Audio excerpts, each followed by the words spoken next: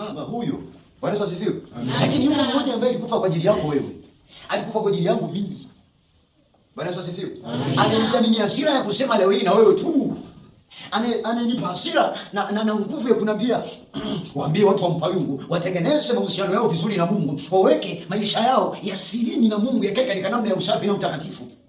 Ndiye alinifia mimi, alikufia na wewe. Bwana asifiwe.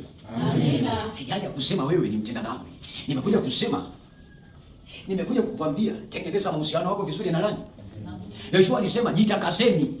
Kama Mungu alivyosema jitakaseni ili Mungu atende jambo jipya. Bwana asifiwe sana. Amina. Bwana asifiwe sana. Amina. Hautoki mahali ulipo. Hautolewi kwa mtumishi aliyepo, ila Mungu ana haja na moyo wako kwanza. Ana haja na moyo wako kabla ya chochote ambacho unahisi unacho na unakiona.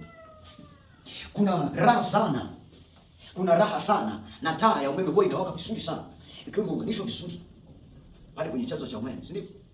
Lakini nyaya ziko zimelegea, unakuta hata ni kama ina mawengi, inawaka inataka kuzima, inawaka inazima. Bwana asifiwe.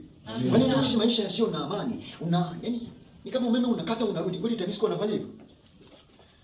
Kuna umeme kidogo. Hakuna nuru kidogo, hakuna kagiza kidogo. Bwana asifiwe. Unaamua kuwa msafi, unakuwa msafi, unakuwa mtakatifu, unakuwa mtakatifu. Hakuna kusema leo nitatenda kidogo, kesho nitaacha. Nitapumzika kidogo. Hiyo kwa Mungu haito. Hakuna nusu nuru, hakuna giza kidogo. Hiyo yote ni giza. Bwana asifiwe sana. Amina. Hamna mwingine wa kuja kufa kwa ajili yako, tena ni mmoja tu ambaye leo analia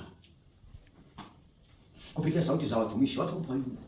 Tutengeneze mahusiano yetu vizuri na Mungu. Amekuja kuleta tumaini jipya.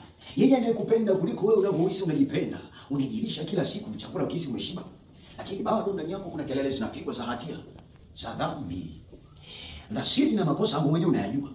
Dhambi, uovu na makosa mengi ni vitu vitatu tofauti. Anasema tubu. Anakwambia tubu.